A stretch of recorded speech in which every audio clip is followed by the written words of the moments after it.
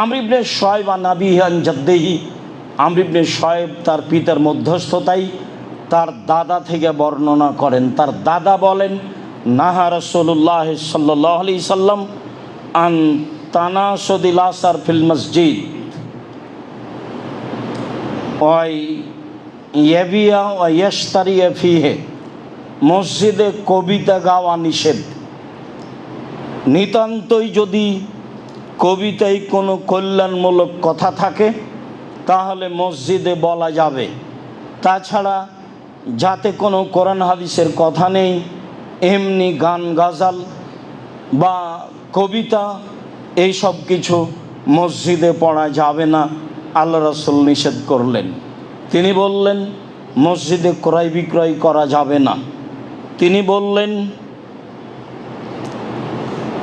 মসজিদে এমন একটি জায়গা ইউতাহাল্লাকান নাসে ইয়াউমাল জুমআ কাবলা সলাতে, সলাতের পূর্বে মসজিদে গোল হয়ে বসা যাবে না। পরবর্তীতে কোনো কিছুর কারণে বসা যেতে পারে। সলাতের পূর্বেই খুতবা চলাকালীন বা সলাত চলাকালীন গোল হয়ে মানুষ 5 জন 7 জন বসে কথা বলবে, এমন কর্মকে রাসূল সাল্লাল্লাহু আলাইহি ওয়াসাল্লাম নিষেধ করেন। আবু হুরায়রা রাদিয়াল্লাহু তাআলা আনহু বলেন, রাসূল সাল্লাল্লাহু আলাইহি সাল্লাম বলেছেন, এজা রাআইতুম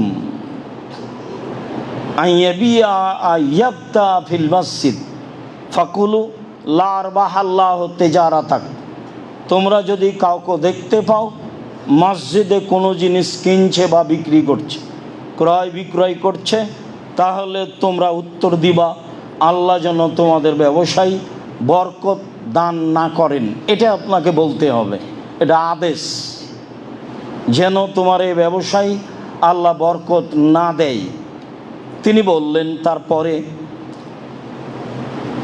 ওয়া ইন রাআইতুম আয়ানসুদা যাল্লাতা ফাকুলু লা রাদ্দাহাল্লাহু আলাইকা।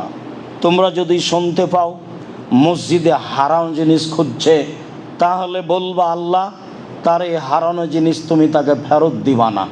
এটা রাসূলের আদেশ।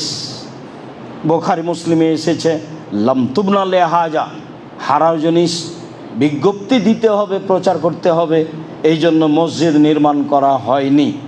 যা আমরা বুখারী মুসলিমের হাদিসে আগেই আংশিকভাবে অবগত ছিলাম। তাতে আমরা এ কথা অবগত হয়েছিলাম যে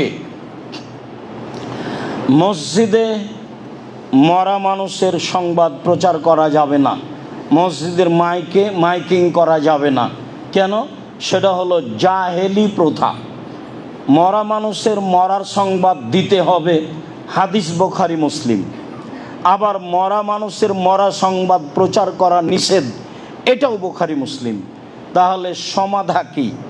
যেটা জাহেলিয়াতের যুগের সাথে মিল খাবে, চিৎকার করে বলা হয় অমুক নিবাসী তার নিজ বাসভবনে রাত 3টার সময় ইন্তেকাল করিয়েছে, মারহুমের জানাজা বিকাল 2টায় অনুষ্ঠিত হবে, সবাই আপনারা জানাজায় যোগদান করে অশেষ সবের ভাগীদারি হন। মরহুমের জানাজা, ও কি ক্ষমা পেয়েছে? মরহুম একটা শব্দ, এটা বলাও শিরক। আবার কেউ বলছে মরহুম মাগফুর, কেউ জানে না। আন্ধা কো আন্ধা পড়াতা হয়, যে বলে সেও অন্ধ, যে শুনে সেও অন্ধ, দুইজনই সমান। যে মারা গেছে তাকে মাগফুর মারহুম বলা যাবে না, এতটুক বলা যাবে আল্লাহ তাকে ক্ষমা করো, গাফার আল্লাহু লাহু, আল্লাহ তুমি তাকে ক্ষমা করো, রাহেমাহুল্লাহ, আল্লাহ তুমি তার প্রতি দয়া করো, এমন কথা বলা যায়। মাইকিং করে প্রচার করা চিরদিনের জন্য নিষিদ্ধ। এটা হারাম, এটা কুসংস্কার, জাহেলিয়াতের যুগের নীতি। সারা দুনিয়ার মানুষ যদি তার মরার মাইকিং করে তবুও তা বৈধ হবে না, তো অবশ্যই হারাম, তো অবশ্যই নিষিদ্ধ। বলছিলাম হাকিম ইবনে হিজাম রাদিয়াল্লাহু তাআলা আনহু বলেন, রাসূল সাল্লাল্লাহু আলাইহি ওয়াসাল্লাম বলেছেন, লা ইস্তাকাদু ফিল মসজিদে, মসজিদে কেসাস নেওয়া যাবে না, নিষেধ। কেসাস ভালোভাবেই বুঝি, আমি আপনার ছেলেকে, আপনার ভাইকে, আপনাকে হত্যা করেছি, আপনি আমাকে হত্যা করে নেবেন, এর নাম কেসাস। এটা আল্লাহ বলেছেন কেসাস নিতে হবে। কেউ মাফ করে দেয় সেটা ভিন্ন কথা। বারবার একটা কথা ধাক্কা খাচ্ছে এই পর্যন্ত বলতেই, ইতিমধ্যে কয়েকবার মাথায় ধাক্কা খেলো। বলে রাখি সম্মানিত দিনী ভাই বোন, দুনিয়াতে 3টা পাপ আছে যাতে মানুষকে হত্যা করতে হয়। তবে 2টা পাপে বাঁচার পথ আছে, একটা পাপে বাঁচার পথ নেই। 3টা পাপের কারণে মানুষকে হত্যা করতে হয়। 1, কেসাস। আপনি যদি আমাকে হত্যা করেন, আমার বাপ মা ছেলে মেয়ে আপনাকে হত্যা করে নেবে, এ কথাই ঠিক। তবে আমার বাপ মা যদি মাফ করে দেয়, ঠিক আছে ঠিক আছে, আপনাকে কেসাসের জন্য ফাঁসির মঞ্চে নিয়ে আসা হয়েছে, ফাঁস গলায় দেওয়া হয়েছে, আমাদের পক্ষ থেকে বলা হচ্ছে মাফ করলাম মাফ করলাম মাফ করলাম, তাহলে ফাঁসির মঞ্চ থেকে নামিয়ে নিতে হবে, ফাঁসি হবে না, মাফ হয়ে গেছে। 2,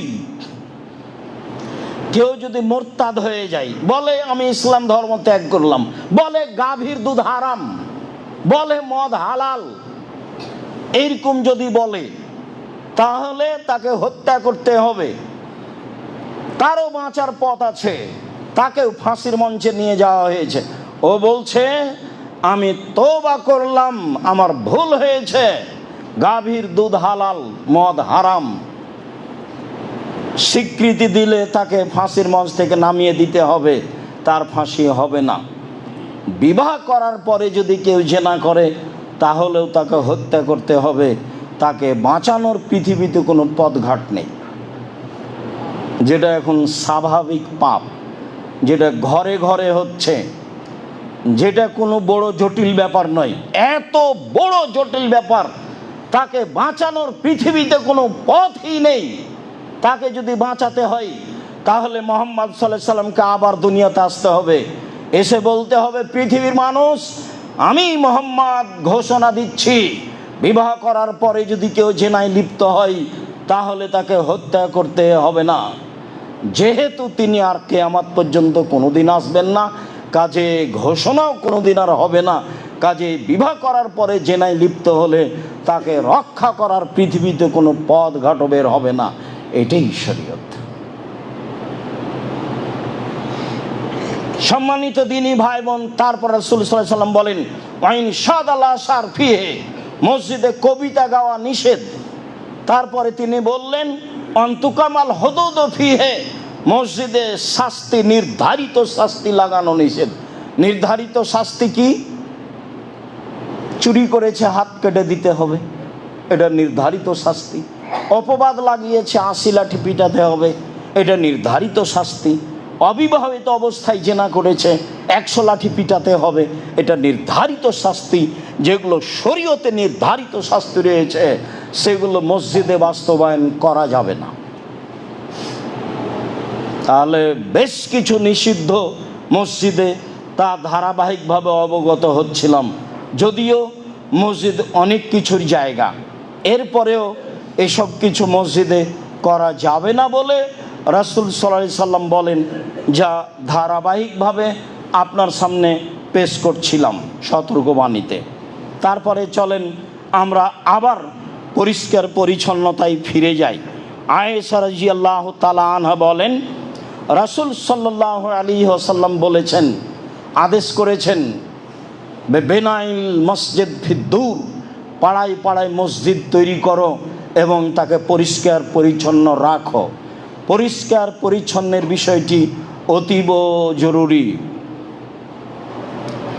সাহেব ইবনে খাল্লাদ বলেন, হুয়া রাজুলুন মিন আসহাবি রাসূলিল্লাহ সাল্লাল্লাহু আলাইহি সাল্লাম, সাহেব ইবনে খাল্লাদ একজন সাহাবী।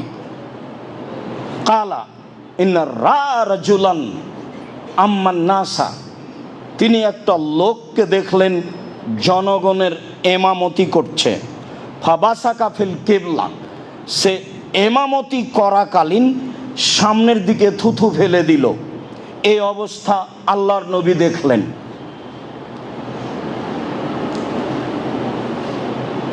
ফাকালা রাসূলুল্লাহ সাল্লাল্লাহু আলাইহি সাল্লাম লিকাওমিহি হিনা ফারাগা, লা ইউসাল্লি লাকুম, আল্লাহর নবী জনগণকে বলে দিলেন, এই শোনো, এই লোক তোমাদের ইমামতির যোগ্যতা রাখে না। শোনো তোমরা, এই লোক তোমাদের ইমামতির যোগ্যতা রাখে না। ফালাম্মা আরাদা আইসাল্লিয়া বাদাহু ফামানাউহু আখবারুহু ক্বালা রাসূলুল্লাহ সাল্লাল্লাহু আলাইহি সাল্লাম। আল্লাহ রাসূল এদের ঘোষণা দিয়েছেন কিন্তু ইমামকে বলেননি। এখন ইমাম না জানা অবস্থায় ইমামতি করার জন্য গেছে, তখন জনগণ বলল, আল্লাহর নবী আপনাকে আমাদের ইমামতি করতে নিষেধ করেছেন। ফাযাকারা যালিকা লিন-নবী সাল্লাল্লাহু আলাইহি সাল্লাম, ইমাম সাহেব বিষয়টি আল্লাহ রাসূলের সামনে পেশ করলেন। তাতে আল্লাহ রাসূল বললেন, নাম, হ্যাঁ, আমি তোমার ইমামতি নিষেধ করেছি। বর্ণনাকারী বলছেন, আমি মনে করছি আন্নাহু কালা ইন্নাকা আযাইতাল্লাহ রাসূলাহু, আরে তুমি কি ইমামতি করবা? তুমি আল্লাহকে কষ্ট দিয়েছো, তুমি তার রাসূলকে কষ্ট দিয়েছো, সামনের দিকে থুথু ফেলো মানে? আল্লাহর নবী এই পর্যন্ত বলেছেন তাকে, আরে তুমি কি ইমামতি করবা? তুমি সামনের দিকে থুথু ফেলে আল্লাহকে কষ্ট দিয়েছো, আল্লাহর রাসূলকে কষ্ট দিয়েছো। এরকম কাজ আল্লাহকে কষ্ট দেওয়া যায়?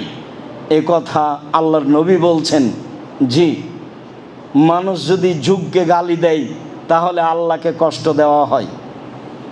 যদি মানুষ আর একজনকে আল্লাহর জায়গায় বসিয়ে দেয় তাহলে আল্লাহকে কষ্ট দেওয়া হয়। এই কথা আল্লাহ রাসূল বলেছেন, ইয়াসুব্বুনি ইবনু আদম ও ইয়াসুব্বুদ দাহারা, ইবনু আদম, আদমের ছেলে মেয়ে আমাকে কষ্ট দেয়, ওরা যুগকে গালি দেয়। ওয়ানা দাহারো, আমি নিজেই হচ্ছে যুগ। উকাল্লেবুল লাইলা ওয়ান নাহারা, আমার আদেশে যুগ চলে। কেন তারা বলবে যুগ খারাপ? বলতে পারে যুগের লোকেরা খারাপ। তারা কেন বলবে যুগ জামানা খারাপ? এ কথা কেন বলবে? যুগ জামানা তো আমি নিজেই, আমার আদেশে যুগ জামানা চলে। যুগ জামানা খারাপ মানে আমি খারাপ, আমার আদেশ খারাপ। বলতে হবে যুগ জামানায় বসবাস করে যারা তারাই খারাপ। এই কথা রাসূল সাল্লাল্লাহু আলাইহি সাল্লাম বললেন। আনাস রাদিয়াল্লাহু তাআলা আনহু বলেন, রা রাসূলুল্লাহ সাল্লাল্লাহু আলাইহি সাল্লাম নকাতা ফিল মসজিদ ফাশাক্কা যালিকা আলাইহি। একদা আল্লাহর নবী মসজিদে দেখলেন শিকান বা ময়লা পড়ে আছে, এটা তার কাছে খুব ভারী মনে হলো। ফাশাক্কা আলাইহি, এটা তিনি খুব ভারী মনে করলেন। সুম্মা কামা, তারপরে তিনি দাঁড়ালেন। ফাহাক্কাহু বিয়াদিহি, নিজ হাতে ময়লা পরিষ্কার করলেন। আল্লাহ নবী নিজেও মসজিদ পরিষ্কার করেছেন, নিজ হাতে মসজিদ পরিষ্কার করলেন। লোকের অভাব ছিল না। আবু হুরায়রা আছেই, পেট ভাত্তা মাওলানা, মসজিদে পেট চাপা দিয়ে পড়ে আছে। মানুষেরা তার গায়ে পা দিয়ে চলে যায়, তারা তার দাম দেয় না। 24 ঘন্টা অপেক্ষা আছেন আল্লাহর নবী কখন কি বলবেন এটা শোনার জন্য। আল্লাহ রাসূল নিজে হাতে পরিষ্কার করলেন। তারপরে বললেন, অন্নার রাজুল ফাসাল্লা, মানুষ সালাত আদায় করে, ফাইন্না মাইনাজি রব্বাহু, যখনই সালাত আদায় করে তখন সে চুপে চুপে আল্লাহর সাথে কথা বলে। ফাইন্না রাব্বাহু বাইনাহু ওয়া বাইনাল কিবলা, তার প্রতিপালক থাকেন তার মাঝে আর তার কেবলার মাঝে, তার প্রতিপালক থাকেন তার মাঝে আর তার কেবলার মাঝে। তাহলে সামনের দিকে থুথু দিলে তো আল্লাহকে কষ্ট দেওয়া হবেই, সামনে তো আল্লাহ আছেন। এর অর্থ এই নয় যে আল্লাহ সব জায়গায় বিরাজমান। আল্লাহ তার স্থান থেকেই আপনার সামনে অবস্থান করছেন। আপনি সামনে থুথু দিলে তাকে কষ্ট দেওয়া হবে, এ কথাই ঠিক।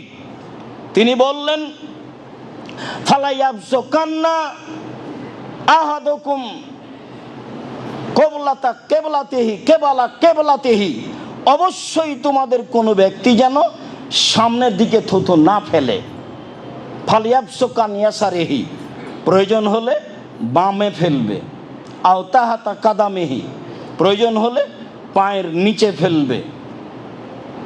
সুম্মা আখাজা রিদাহু তারাফা রিদাইহি, তারপর তিনি তার চাদরের এক পাশ ধরলেন, ফাবাসাকা ফিহে, তার গায়ের চাদরের এক অংশ ধরে সে অংশে থুথু দিলেন। সুম্মা রাদ্দা বাজুহালা বাজিন, তারপর একটা আরেকটার সাথে জড়িয়ে এইভাবে হাত দিয়ে ডলে দিলেন, একটা আরেকটার সাথে জড়িয়ে এইভাবে হাত দিয়ে ডলে দিলেন। তিনি বললেন ওয়া ফালো হাকাদা, অন্যথায় এমনটা করবে।